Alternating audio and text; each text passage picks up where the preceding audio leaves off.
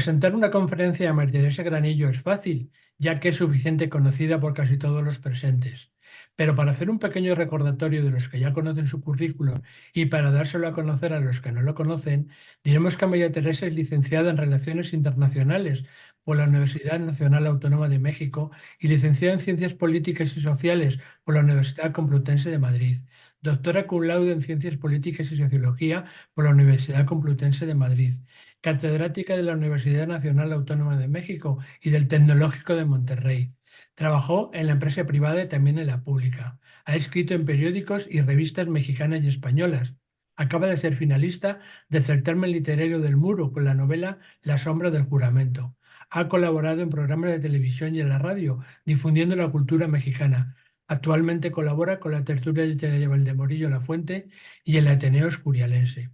Esta es la tercera conferencia del ciclo de pintores de entreguerras. Como recordarán, la primera fue sobre Tamara de Lempicka y el del día de hoy se nos hablará de Leonora Carrington. Esta nació en Inglaterra en 1907, en el seno de una familia adinerada. Su madre era irlandesa y la envió a varios colegios religiosos, de donde fue expulsada por rebelde. Su educación estuvo a cargo de tutores e institutrices de su propia mansión. Convenció a sus padres para estudiar arte en Londres, en París y en Florencia. Conoció al afamado pintor surrealista Max Ernst, que le doblaba la edad, y huyó con él a París. Junto a él desarrolló su pintura surrealista y también varios cuentos. Vivieron en Francia hasta que la Segunda Guerra Mundial les separó. Max fue a prisión y Leonora a España, en donde tuvo una seria depresión. Su padre le ingresó en un laboratorio de enfermedades mentales en Santander, del cual escapó y se refugió en la Embajada de México. Se casó con Renato Lelut, un poeta mexicano, y se trasladaron a vivir a México, en donde desarrollaría su arte libremente, que incluyó escultura, además de pintura y escritura. Leonora murió en México a los 94 años. Nunca regresó a Inglaterra. Pero demos la palabra a Madre Teresa, que nos contará la vida y obra de esta increíble pintora. Muchas gracias, Juan Manuel, por tu presentación y gracias también al Ayuntamiento de San Lorenzo del Escorial por permitirnos usar las instalaciones de la Casa de Cultura. Bueno, mi agradecimiento a los que hoy me acompañan y también a los que asisten por Zoom. Hablar de una mujer que tuvo una vida complicada y turbulenta, una persona indomable, con espíritu rebelde. Desde niña se rebeló contra todos los convencionalismos sociales. Salió muy joven de la tierra que la vio nacer. 2 veces huyó de países europeos y terminó exiliada en un continente diferente. Fue una artista versátil e innovadora. Narraré su vida y mostraré parte de su obra al mismo tiempo. Y digo parte de su obra porque es muy extensa y no podemos en tan poco tiempo exponer toda, pero pues pondré las más significativas. Leonora Carrington fue escritora, realizó pintura de caballete como este que vemos en la pantalla. Además hizo murales, esculturas, máscaras, proyectos escenográficos en obras de teatro y diseñó también cartones para tapices. Mary Leonora Carrington nació el 6 de abril de 1917 en Inglaterra. Tuvo 3 hermanos varones. Ella fue la única hija de Harold Carrington, un magnate textil inglés y por ende pues anglicano. Y su madre, en cambio, Marie Mulhert, era una irlandesa católica. Leonora tenía 3 años cuando su familia se mudó a Crooked Hall, un castillo neogótico rodeado de jardines y bosques. Aquí la tenemos con sus hermanos. Bueno, ella era muy pequeña cuando se familiarizó con toda clase de historias y mitos galos y celtas, porque su madre y su niñera pues se lo contaban. Todos estos temas se reflejarían en su obra artística más adelante. En uno de sus textos narra que sus padres estuvieron ausentes durante su niñez. Dice que el único testigo de su vida fue su perro Fox Terrier Bussy. Se dio cuenta ella de la diferencia de la educación que recibía con respecto a sus 3 hermanos varones y se rebeló profundamente contra esa desigualdad. No está de acuerdo con las explicaciones de su madre y su institutriz francesa respecto a cómo debe comportarse una niña de la sociedad, al de la alta sociedad. Bueno, es que sus hermanos tenían derecho a jugar, lo que según sus padres, pues esos juegos eran impropios de una niña. Era muy difícil romper el abismo entre hombres y mujeres de la alta sociedad inglesa a principios del siglo XX. Y así le nació a Leonora la conciencia feminista que siempre tuvo. Se suponía que debía recibir una educación que la convirtiera en una joven respetable, para así presentarse correctamente a la corte de su majestad el rey. Después debería casarse y tener hijos. Pero la niña era muy rebelde. Lo que pasa es que tenía una inteligencia superior, era ambidiestra, dibujaba e inventaba historias, y al igual que muchos genios como Leonardo da Vinci, escribía al revés. Ella se aburre con lo que tiene que aprender en las escuelas religiosas. La educación de las mujeres de la alta sociedad se basaba en aprender a leer y a escribir, hablar francés y obtener nociones básicas de matemáticas. Hombre, las ciencias y el arte eran solo para los hombres, pero su gran cerebro, claro que no admitía esas reglas. Entonces le internaron en dos conventos de monjas, de donde le expulsaron por su comportamiento irreverente. Pues, dada su rebeldía, sus padres deciden no intentar más colegios. O sea, va a ser mejor que se eduque en casa, con tutores e institutrices. Ella no quería ir a la escuela. Prefería leer, pasar con su perro y montar a caballo. No quería ir al Palacio de Buckingham para presentarse en sociedad. Sin embargo, y rezongando, tuvo que ir. No una, sino dos veces. La obligaron. Leonora les dijo a sus padres que quería estudiar arte en una academia de pintura de Londres. ¡Buah! Mr. Carrington puso el grito en el cielo, se opuso. Pensaba que el arte era una práctica de homosexuales y drogadictos. Su madre tampoco estaba de acuerdo con la descabellada idea de que su única hija viajara y viviera sola en la gran ciudad. Pero ella era tenaz y no paró hasta convencerlos. Sus progenitores supusieron que cualquier estudio era mejor que verla vagar por el castillo y galopar por los bosques. Bueno, se inscribió en Londres finalmente en una academia de arte y también fue a estudiar a Florencia y a París y visitó los mejores museos y regresó a Londres. Ella escribe mofándose. Bueno, en ese ambiente me crié. Yo ya dibujaba caballos de niña y me salí, pese a la oposición de mi casa con la mía. Al final, estudié arte. En sus pinturas y libros autobiográficos, recuerda así su infancia en Crookhey Hall. La Dama Oval es una de sus primeras obras literarias. Años después, pintó Green Tea, té verde, ilustrando el cuento. La debutante fue otro de los primeros libros de su juventud. La pintura de la derecha está inspirada en esa narración. Crookhey Hall está en el fondo y alrededor vemos todo un mundo. Bueno, el mundo de ella. Una mujer desnuda acaricia a un ser híbrido entre hiena y caballo. Otra de blanco escapa corriendo. Tal vez es ella misma que se quiso así representar. Detrás vuela un ser oscuro, tal vez un espíritu chocarrero y malévolo. Al fondo, junto a la casa, vemos a una mujer tan alta que su cabeza llega al techo. Me imagino que así imaginó ya a su madre. También está un hada entre blanca y azul que dice hola desde el pasado. Bueno, su madre le preguntó en una ocasión en qué pensaba cuando ella pintaba y ella pronto le contestó, uno nunca debería pensar cuando está pintando. Tenía 18 años cuando realizó una de sus primeras pinturas. Las hadas y los duendes pululaban por su mente. La primera exposición internacional de surrealismo tuvo lugar en Londres en 1936. Yo he destacado a los artistas más conocidos poniéndolos en rojo.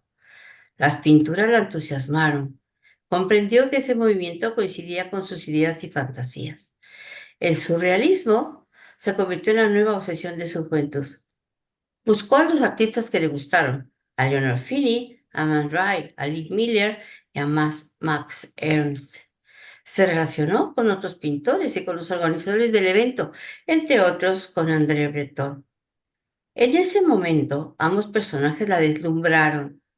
No se imaginó, no podía imaginarse la importancia que los dos tendrían en su vida futura. La hijita de Harold y Marie Corrington se había convertido en una bella jovencita. Fue nuevamente a París, según le dijo a sus padres, para visitar otros museos. Pero lejos de sus progenitores estaba decidida a ser independiente, aunque para ello tuviera que vivir aislada o rechazada por el resto del mundo. En la capital francesa, dio rienda suelta a su creatividad, escribiendo, pintando y de noche uniéndose a la bohemia parisina, ¿cómo no? Si ya era rebelde, ahora desafiaba al mundo, incluyendo a sus padres y a los planes que tenían para ella.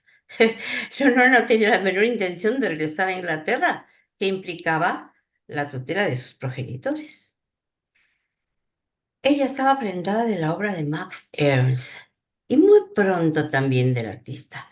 Y se enamoró, como solo puede enamorarse una chiquilla de 19 años, de un hombre deslumbrante, un artista alemán, famoso, rubio, alto, deportista con unos ojos verdes inmensos. Ojos verdes como el mar por la ribera, ojos de lumbre hechicera que ignoráis lo que es llorar, bueno, etcétera, etcétera. Yo imagino que se le habría recitado Leonor a su galán ojiverde si hubiera conocido los versos de Zaparro Díaz Mirón, el poeta mexicano autor de esta poesía. Lo que pasa es que a ver quién se resiste a un galán que te llama la novia del viento. Bueno, pero es que había en esta relación un pequeño detalle, algo que no encojaba del todo. Es que ella tenía menos de 20 años y él 46. Le llevaba 27 años. Bueno, tenía más del doble de su edad. Eso a ella no le importa. Se sabe artista y además dice que es un artista irreverente, y así lo señala. Max Ernst estaba casado. De pronto, una fanática bella, encantadora y joven inglesa, ansiosa por rebelarse contra lo convencional, le ofrece un cambio de vida. Cuando los padres de Leonora se enteraron del romance, ya era muy tarde.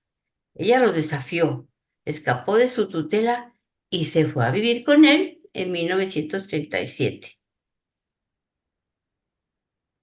Ella escribe, estoy desesperada y locamente enamorada de Max.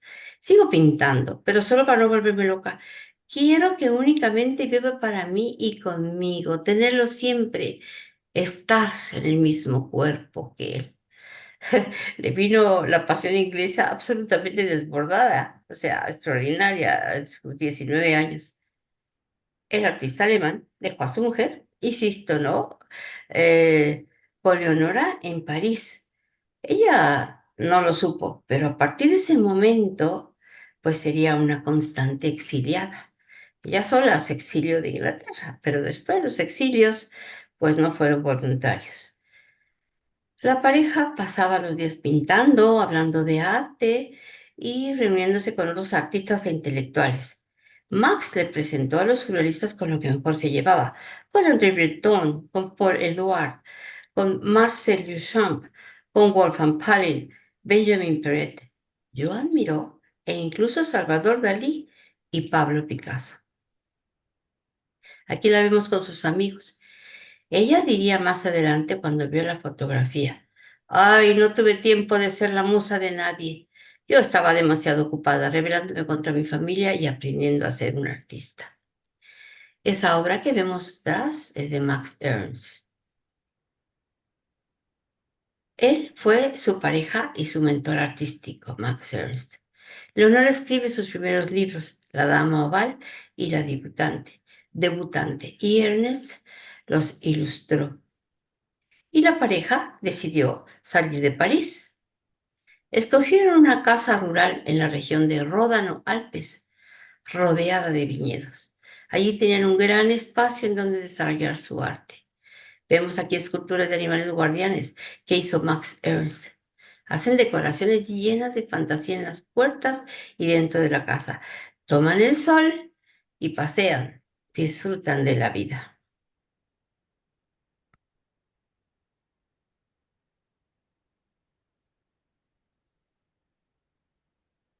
En su casa, Leonora se sintió absolutamente libre de ataduras. Aquí un decorado pintado por ella.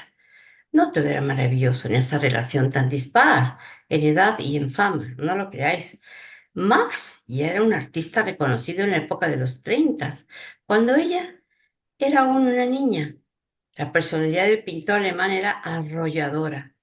Leonora sufrió sus desplantes y arrogancias.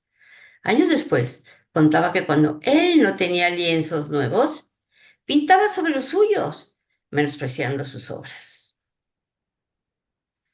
Así se retrataron mutuamente en esa feliz época en la campiña francesa. Leonora se hizo un autorretrato. En ese tiempo decía que era una maga que se comunicaba con los animales a los que amaba, en particular a los caballos, son los que había galopado tantas veces de niña. Eran su alter ego. Su amiga la hiena es protagonista de muchas de sus narraciones y de sus pinturas. Ella había sido educada en la fantasía, metamorfosea a los animales, los semi-humaniza, les da poderes mágicos, crea un bestiario fantástico. La hiena que vemos es un ser híbrido entre caballo y hiena. Leonora, en forma de corcel blanco, galopa volando por la ventana, por fin libre, y de niña se mecía en el que está detrás. Sus amados caballos fueron los protagonistas de muchas de sus obras. Decía que con ellos se entendía muy bien. Estos que vemos en pantalla los pintó en esos años de felicidad junto a Max. Es obvio que evoca a su Inglaterra natal. Seguramente Lord Clandestine sería amigo de sus padres. Ella está presente en forma de su alter ego, el caballo blanco. Leonora usa la figura de caballo para representarse porque es un símbolo de lo salvaje y de la libertad. En el regreso de Bodicea, el círculo se cierra sobre sí mismo, este que aparece aquí, y representa la unidad, lo absoluto, la perfección, lo espiritual, que es el cielo, y lo material, la tierra. Bueno, Bodicea o Boudica fue una reina guerrera que lideró un importante levantamiento en Britania contra la ocupación romana de Nerón en los años 60 del siglo I de nuestra era. En 1940 pintó el árbol de la vida. Cuando le preguntaban de dónde sacaba esas figuras de animales y de seres tan raros, tan surrealistas, ella simplemente contestó, el mundo que pinto, ay, yo no sé si lo invento. Yo creo que más bien es ese mundo el que me inventó a mí. Participó con Max en la Exposición Universal de Surrealismo en París y Ámsterdam en 1938. Pero el idilio del sur de Francia no duró mucho, pues lo interrumpió la Segunda Guerra Mundial. La policía francesa arrestó a Max en 1938. Era un enemigo alemán.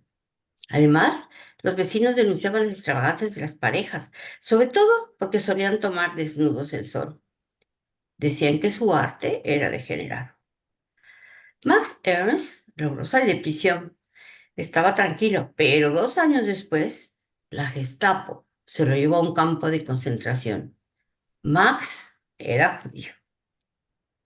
Leonora, llena de rabia, luchó contra la injusticia. ¿Por qué simplemente porque era judío tenían que apresarlo? Trató de liberar a Max. Fue inútil. Sus amigos le aconsejaron salir de Francia lo antes posible porque sus escandalosas protestas no gustaron a los nazis y le advirtieron que la podían encarcelar a ella también. Leonora, entristecida, pues soltó a su mascota. Tenía un águila. La sacó de su jaula y la dejó volar. También dejó sus obras. La novia del viento, desolada, huye a España. Max Ernst se escapó en 1941 de los nazis. Se envió a Estados Unidos con la ayuda de Peggy Guggenheim, esta mecenas multimillonaria. Luego volvió a Francia en 1953 y rescató sus obras de arte y las de Leonora. Por eso las conocemos. Cuando se llevaron por segunda vez a Max, Leonora se sumió en una gran depresión. Su amiga inglesa Catherine y su acompañante húngaro le aconsejaron ir a España para obtener un salvoconducto para Ernst. Debería liberarlo y alejarse juntos de Europa. Entonces salieron los tres amigos en coche hacia Madrid. Y aquí llegamos a un punto de inflexión en la vida de Leonora Carrington, porque sufrió un ataque sexual y comenzó a desvariar. Bueno, quería que Franco la recibiera como diera lugar para decirle que no se aliara a Hitler y a Mussolini. Y se puso a repartir en la calle volantes pidiendo que cesara la guerra. Tuvo realmente una crisis psicótica. Su amiga, asustada, avisó a la familia. Sus padres, el cónsul británico y las autoridades españoles la recluyeron en un psiquiátrico en Santander. Aquí está con el dueño del sanatorio. Años después, refiriéndose a la dramática experiencia, dijo, es que yo estuve como muerta durante algún tiempo. La locura puede llevarte a la iluminación. Soy un viejo topo que nada en los cementerios. Yo me sentía internada en un campo de concentración.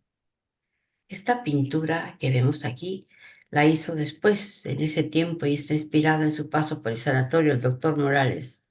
En 1940 fue cuando estuvo internada, recluida sin su voluntad.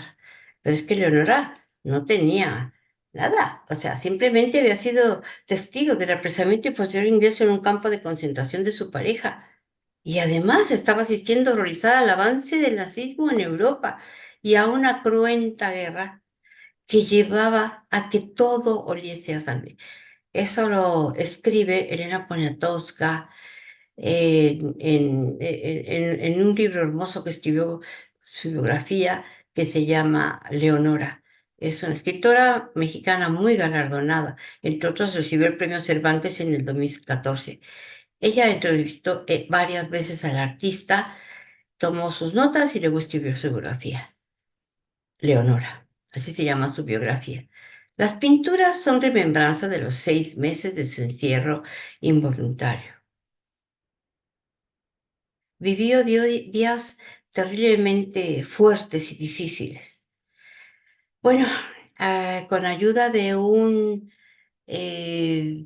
de un primo lejano que era médico, la logró sacar de ese lugar porque la fue a visitar y la encontró tan mal a ella y se horrorizó del tratamiento que estaba recibiendo porque pues ese doctor le inyectaba cardiazol, que según ella cuenta le hacía que tuviera ataques de epilepsia y estuvo atada a la cama, desnuda y sintiendo piquetes de mosquitos y bueno, recibió un trato muy humillante. Entonces él la saca con muchos esfuerzos y les propone a sus padres, se comunica con los Carrington y les propone llevarla a un sanatorio en Sudáfrica donde él dice que los tratamientos psiquiátricos son menos agresivos y les asegura que la van a poder atender ahí bien y saldrá bien.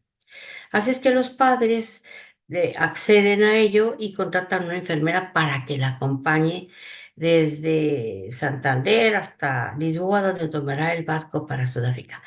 Pero en Lisboa, antes de subir al barco, se escapó.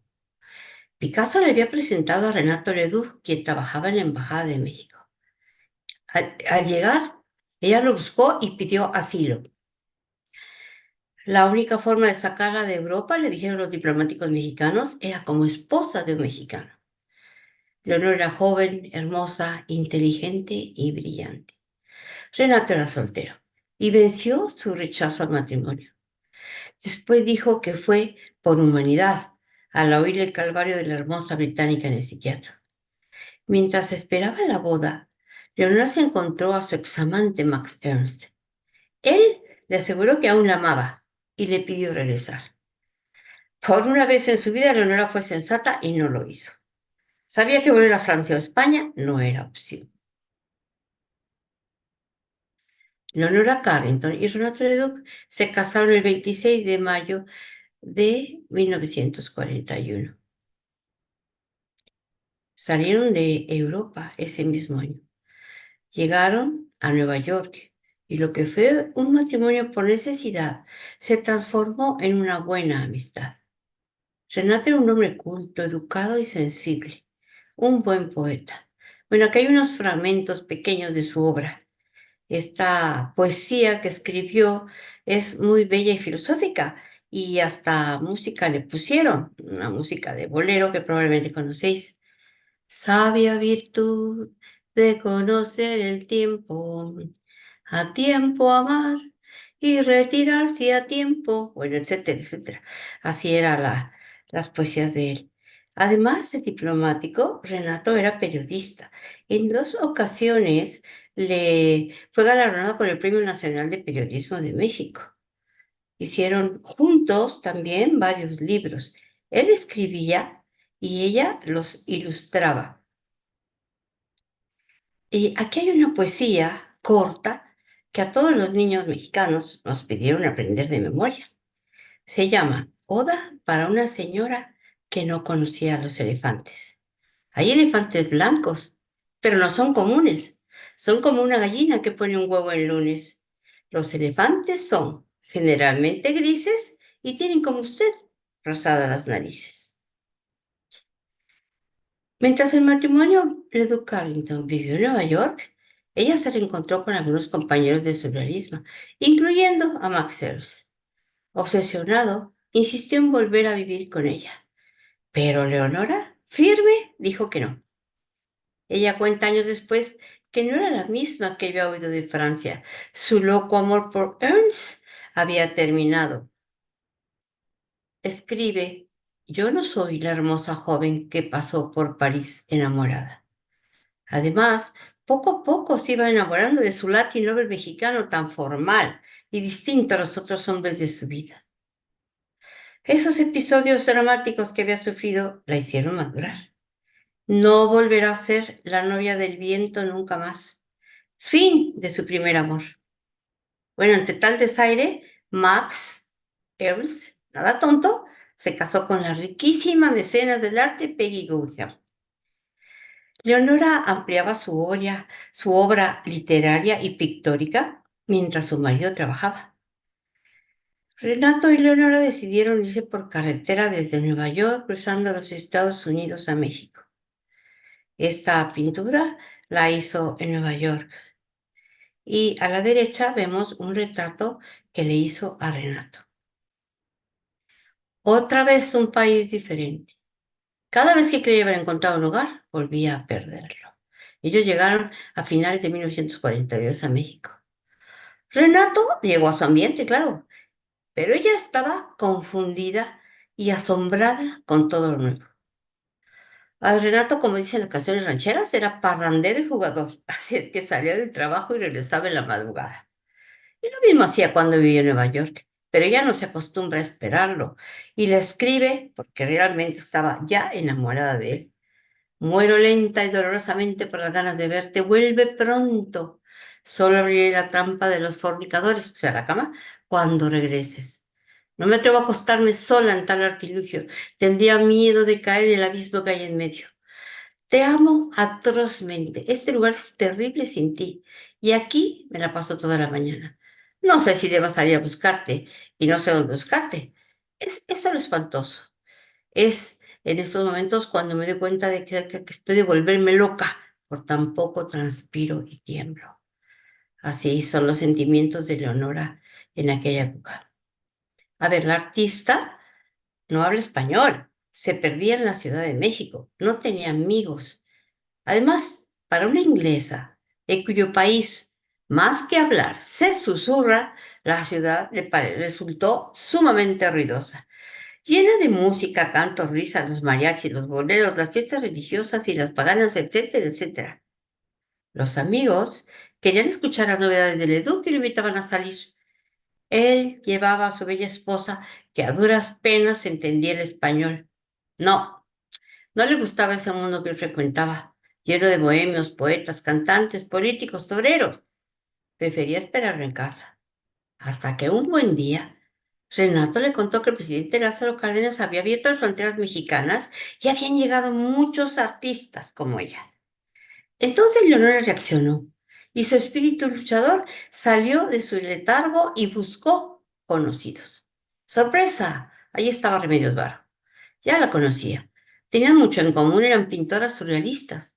Se reunieron en un país que no era donde había nacido y al que nunca nunca soñaron que la vida las llevaría, ya que ninguno escogió la nación a la que fueron a dar cuando el destino las obligó a desterrarse. Fueron grandes amigas, se veían a diario, incluso llegaron a vivir en la misma casa. Animada, resurgió su creatividad literaria y pictórica. Remedios le presentó a su marido, a Benjamin Peret, literato surrealista. Encontró también a André Breton, el padre del surrealismo. Ya eran amigos. Cuando Leonora le comentó al francés que no comprendía México, le dijo lo mismo que a Remedios Varo. Ay, no se debe entender a México con la razón, ya que México es el país más surrealista del mundo, le dijo André Breton, y es verdad. O sea, que se dejara llevar nada más por la corriente. Conoció también a Frida Kahlo y a Diego Rivera, a Gerardo Lizárraga, también a Luis Buñuel y a intelectuales como Carlos Fuentes y al Premio Nobel de Literatura, al mexicano Octavio Paz, de quien se hizo muy amiga. También estaba la fotógrafa húngara Katy Horner y su marido, el artista español José Horner, y otros más. Le resultó fascinante a Leonora que lo fantástico, lo misterioso, lo mágico forme parte de la vida cotidiana de México, porque son los temas fundamentales para el surrealismo. Así es que le gustó la idea de verlo desde ese punto de vista.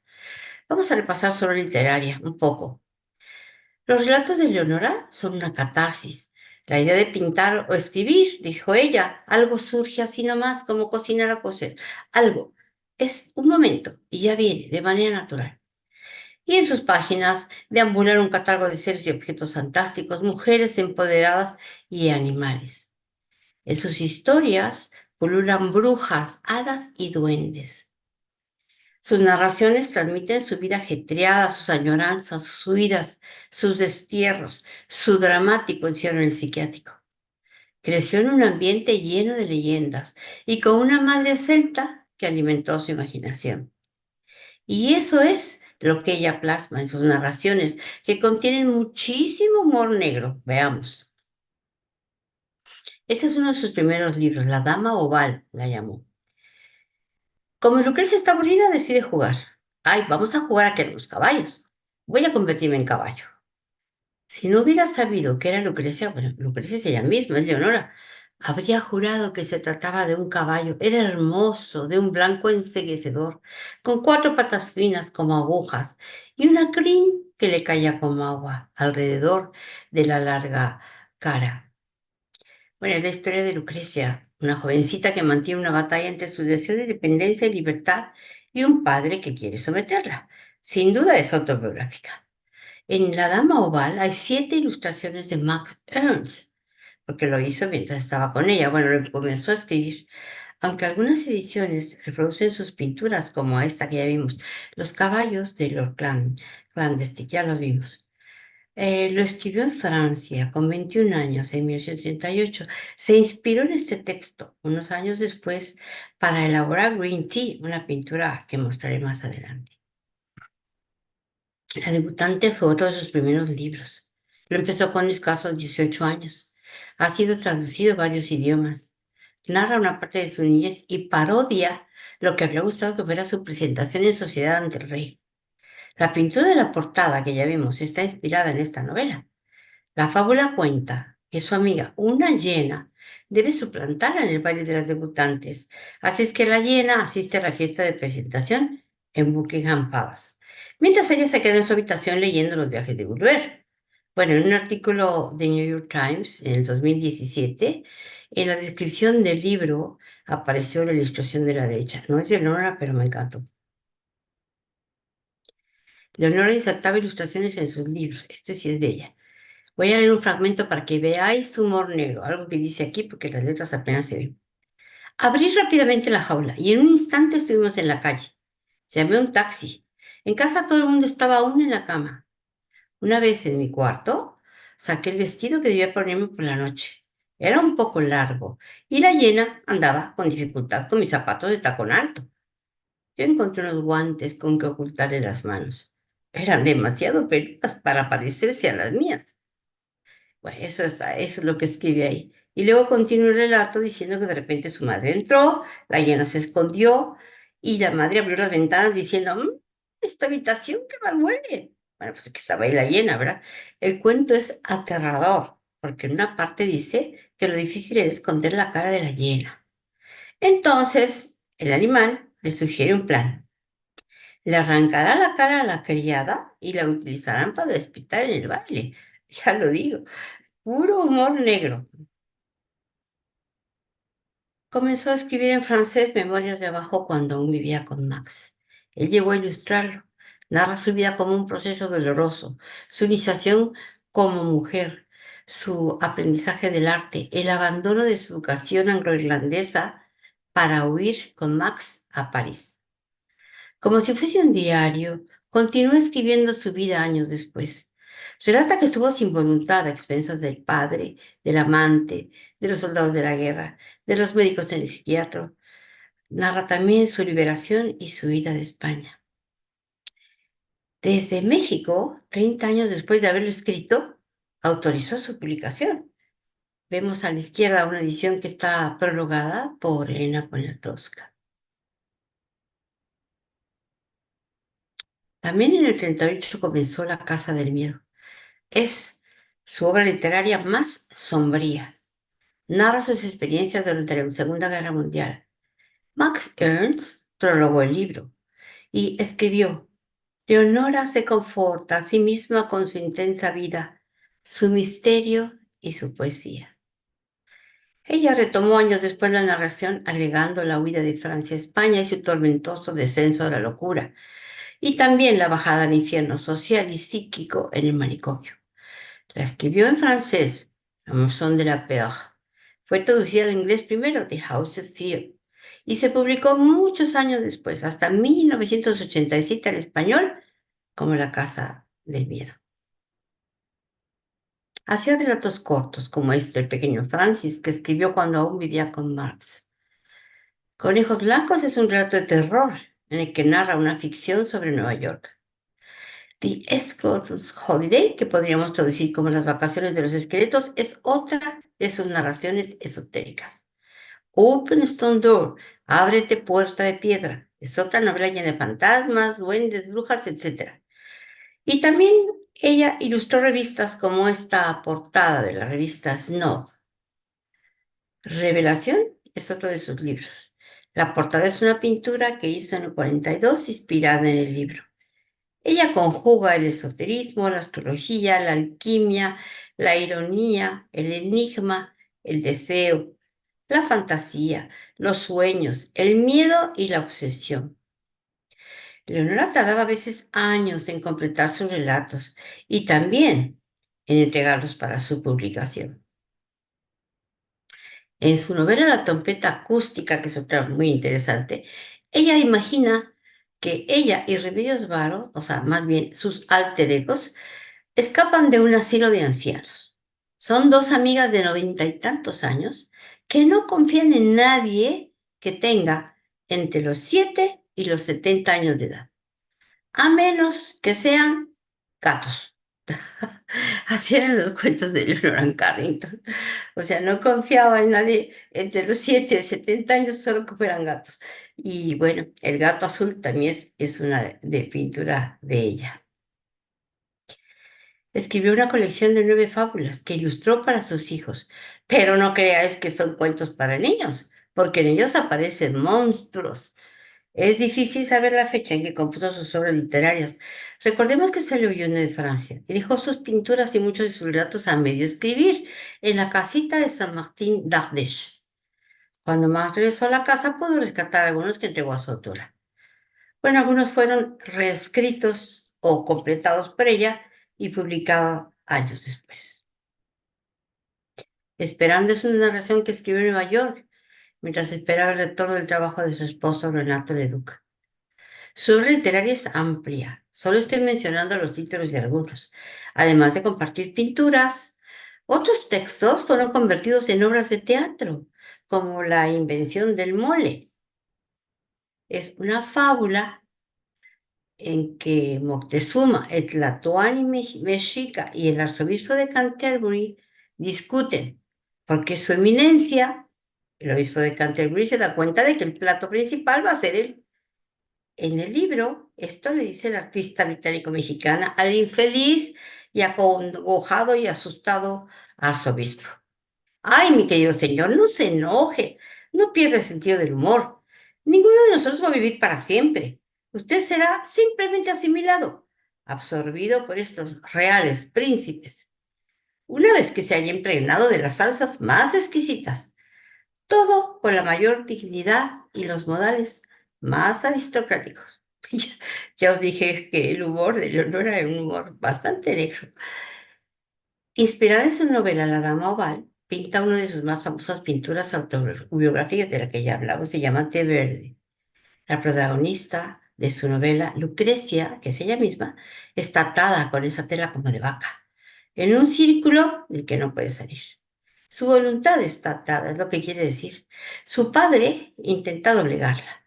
El caballo blanco, su alter ego, está amarrado para que no escape, junto a la perra lactante que representa lo que su padre quiere que sea, esposa y madre. Bueno, como veis, está en un típico capo inglés. Lo que hay en el subsuelo es podredumbre, murciélagos fósiles. Es que ella se está burlando de la sociedad en que nació, decrépita y llena de prejuicios, según la artista británico-mexicana. Esta pintura está en el MoMA, en el Museo de Arte de Manhattan, en Nueva York. El matrimonio de Carrington vivía en un diminuto departamento en la Ciudad de México, que ella embelleció con sus lienzos. También escribía y esperaba pacientemente a que su marido regresara. Mientras tanto, se afianzó dentro de la comunidad de artistas mexicanos y extranjeros y aprendió a apreciar y a disfrutar la cultura mexicana.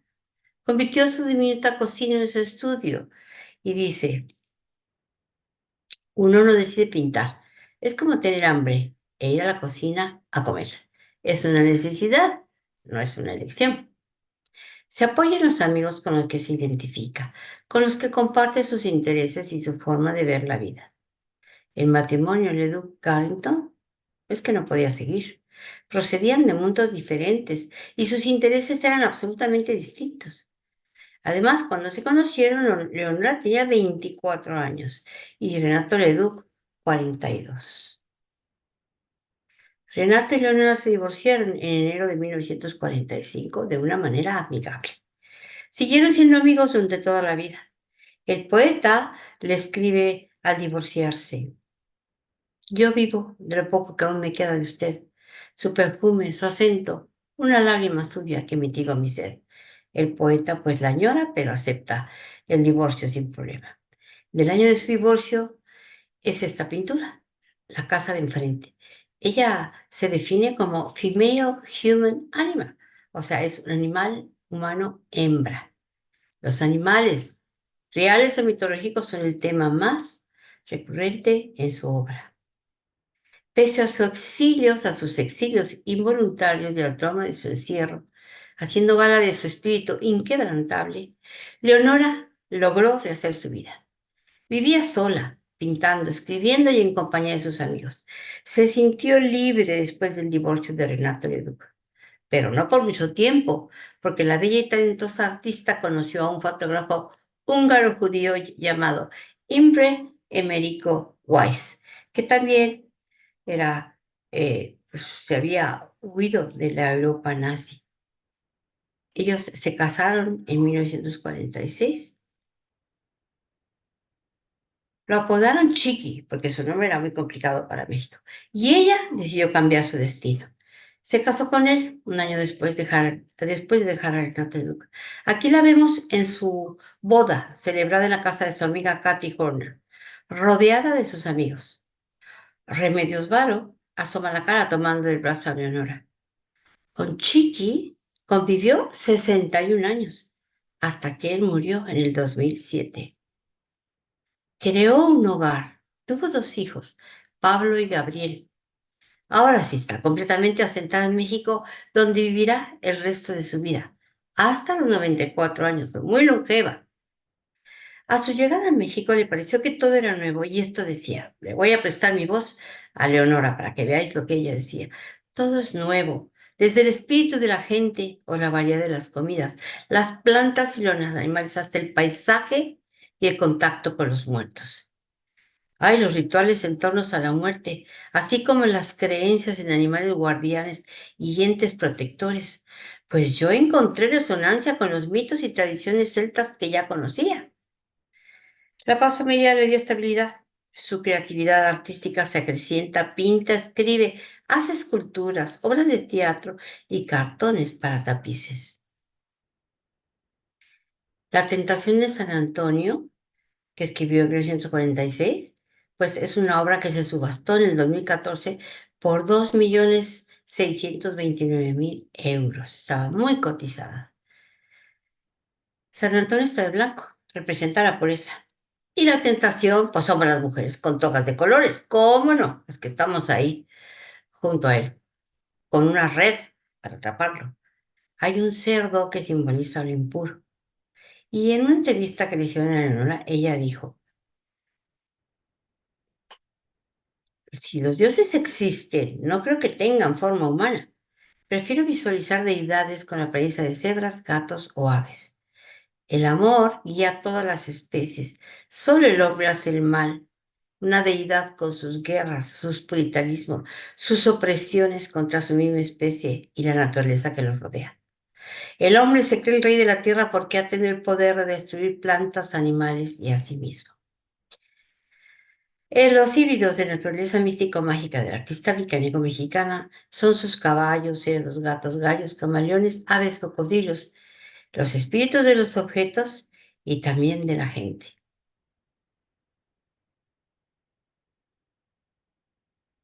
La giganta es la diosa madre omnipresente. Protege a un huevo.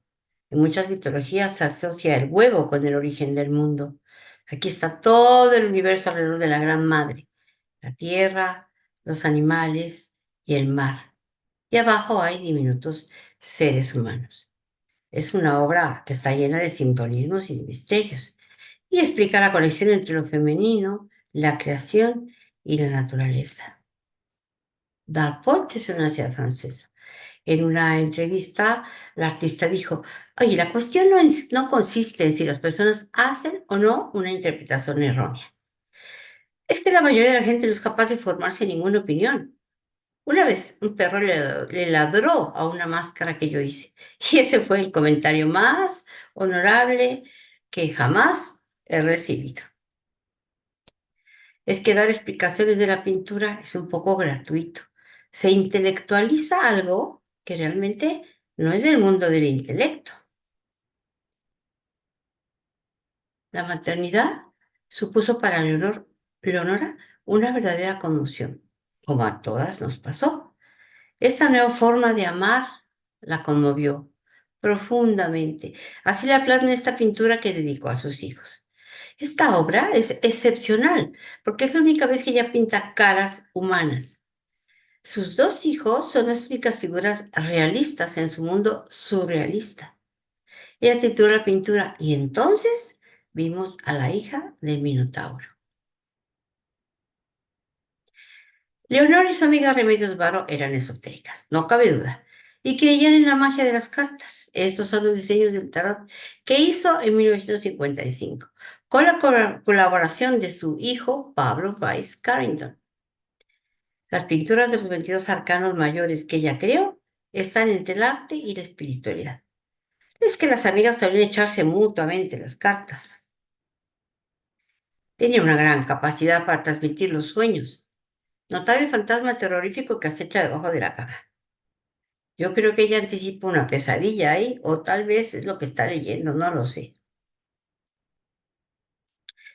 Según Leonora, los sueños eran estados de conciencia que siempre transmiten un mensaje. Bueno, yo pienso que, claro, que lo importante sería saber decodificar los sueños, claro. También pinta acuarelas en papel, como este que está en San Francisco. Ella crea un imaginario fantástico en el que se cruzan o se unen o bifurcan la realidad y la ficción.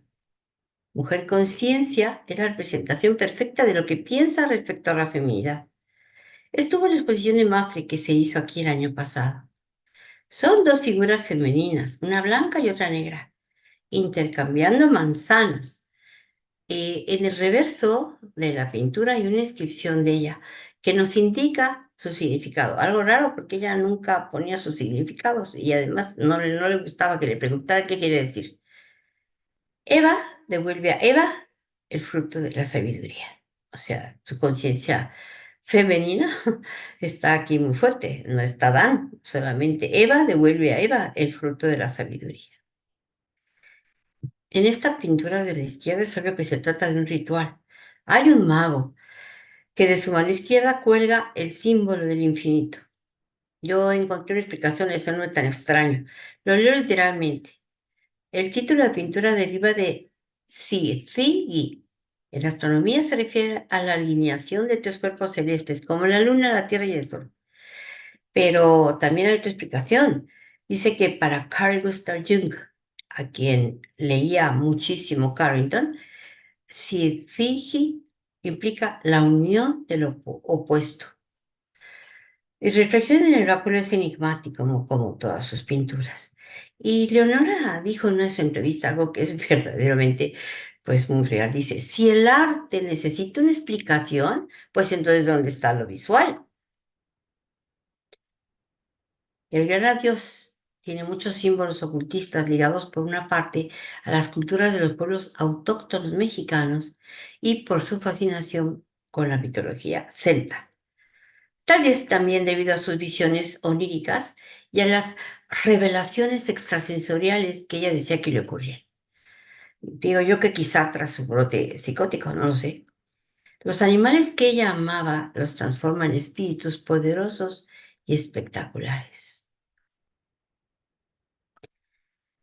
Remedios Varo y Katy Horner eran amigas íntimas de Leonora y jugaban las tres, por así decirlo, o sea, jugaban a ser hechiceras.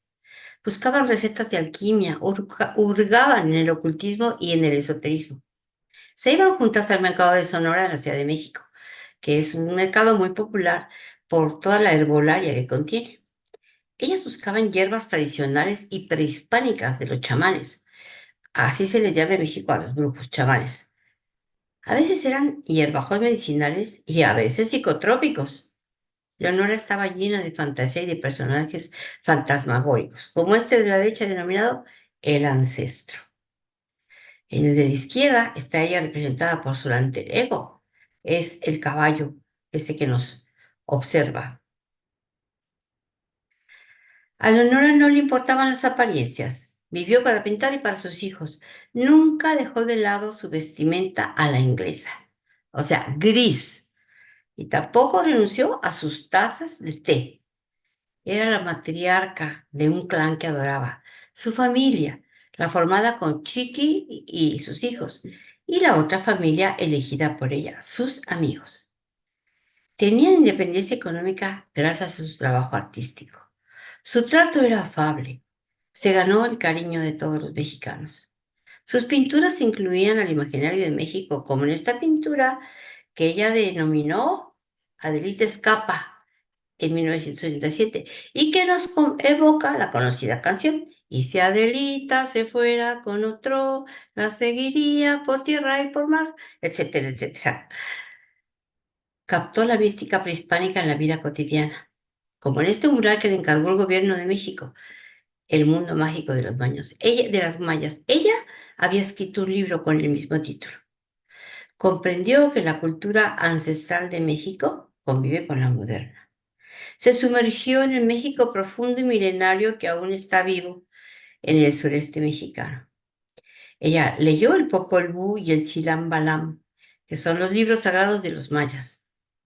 Leonora intenta explicar la simbología de los sueños fabricados en su nuevo país. Vemos al artista literario mexicano en el extremo izquierdo en forma de su alter ego, el caballo blanco. Este mural también vino prestado a Madrid en la exposición de Mafre del año pasado. Vamos a dejar que un breve video nos hable del mural y de otras de las obras de Leonora Carrington. En México, Leonora conoció los mitos prehispánicos, aunque siguió cultivando sus mitos celtas. Alguna vez dijo: las tradiciones mexicanas de magia y brujería son fascinantes. pero no iguales a las mías. Cada país tiene una tradición mágica, pero nuestro acercamiento a lo desconocido es exclusivo de nuestra herencia. Es algo que tiene que ver con el nacimiento, con tu sangre, carne y huesos.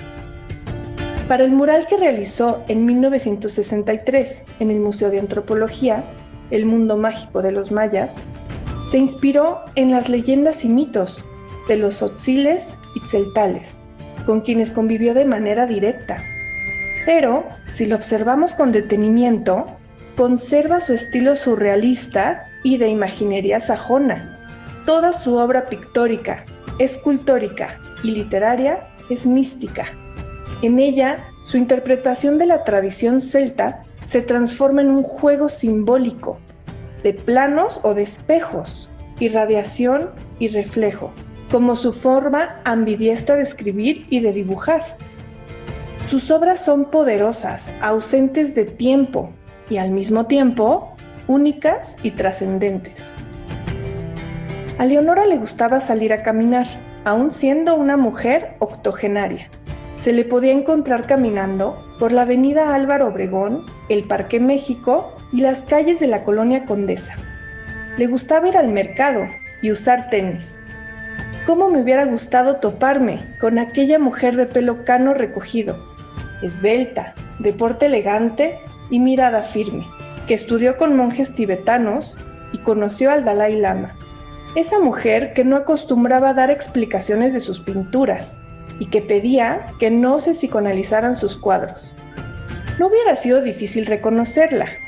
Tan solo hubiera necesitado fijarme en su sombra. Un refrán popular dice que la sombra de un asno nunca será de caballo, pero la sombra de cierta yegua yo la hubiera visto como la de un gran Pegaso, libre, cual novia del viento.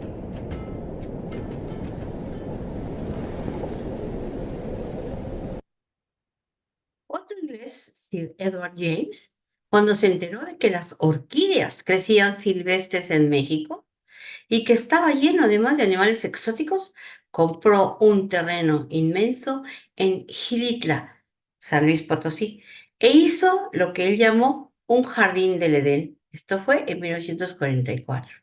Mandó hacer una construcción lo más extravagante que uno se puede imaginar. Esta que vemos a la izquierda es una estructura llena de laberintos. Era el heredero de una gran fortuna y mecenas de pintores surrealistas como Dalí. También construyó un zoológico. Sabía que en la capital se encontraba nuestra protagonista, así es que la contrató para pintar su casa. Aquí vemos a Sir James con una guacamaya y abajo con un tucán, aves que abundan en México. Leonora pintó estos diablillos, según ella, para que protegiera la entrada del castillo de su amigo. Se basan en la creencia celta de que los espíritus resguardan los hogares. Bueno, el feminismo de Leonora está patente por todos lados, si os fijáis, son diablesas, pues tienen senos. Bueno, el lugar tiene pozas naturales. El millonario inglés les puso iluminación a un precio estratosférico. Leonora dibujó cartones para que se tejieran tapices.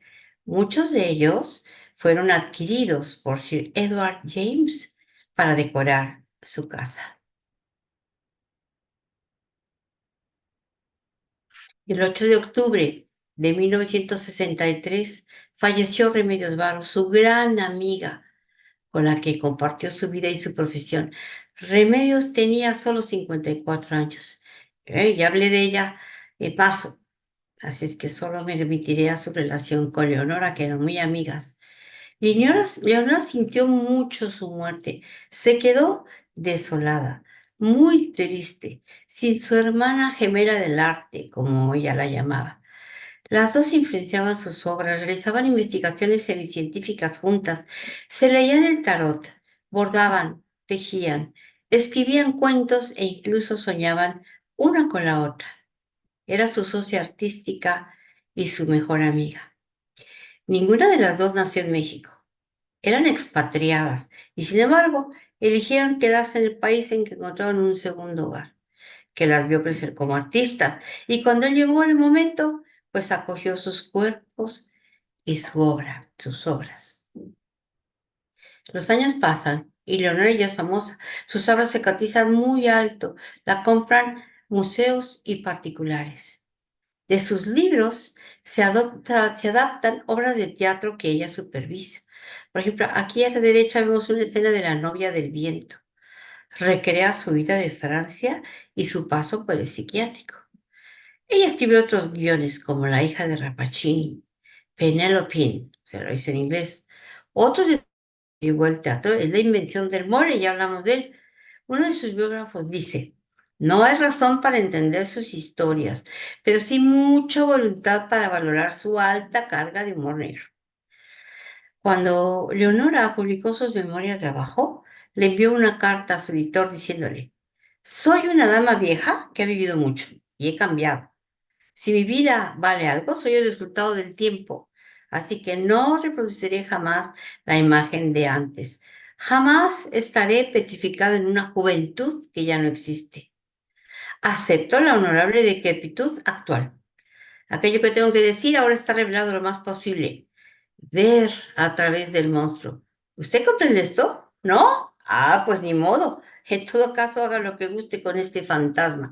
Se refería a sus libros, con la condición de que publique esta carta como prefacio en su libro Memorias de Abajo. Además de una versión del teatro de sus libros, la invención del mole, y hizo esta pintura. Le llamó La cocina aromática de la abuela Mulhert. La hizo en 1975. Desde luego tenía un sentido del humor único. Yo dudo que su abuela irlandesa supiese lo que era esta salsa mexicana y que en Irlanda molían el maíz de rodillas en un metate como lo está haciendo la de rojo. Ya os conté que es una parodia cómica y surrealista, en donde se fusiona la cocina y la magia.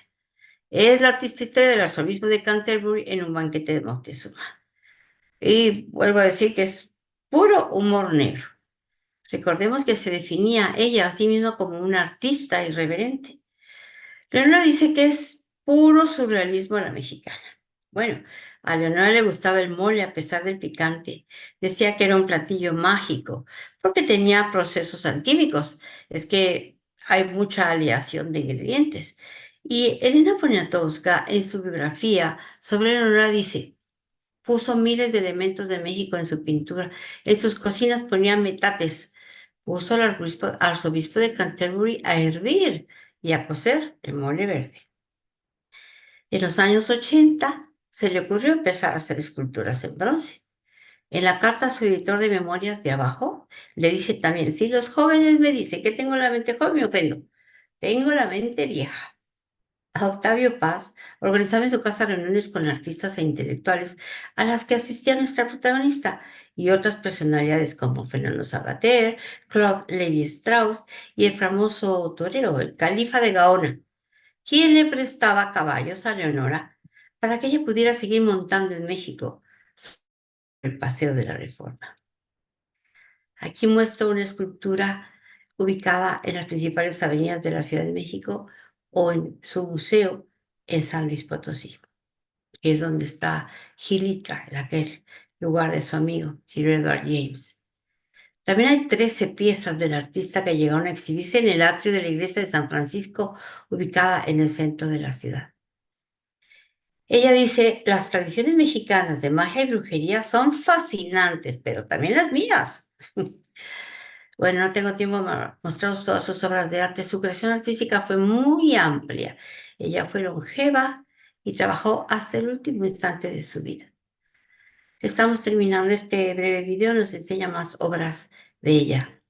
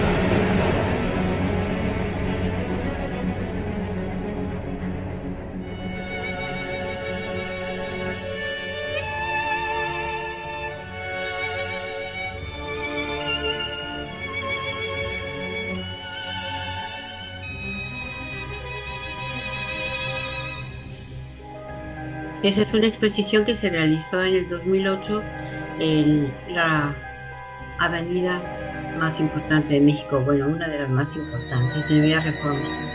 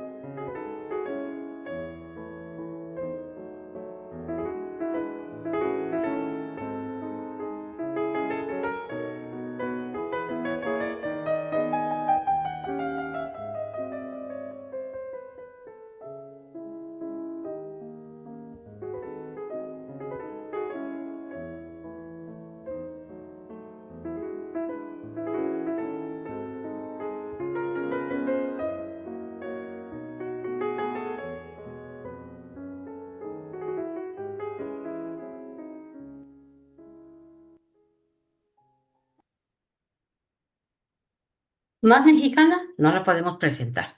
Está con un rebozo, lo que aquí denominamos chal, y está contemplando su pintura los lepidópteros, que son insectos voladores como mariposas, polillas, etc.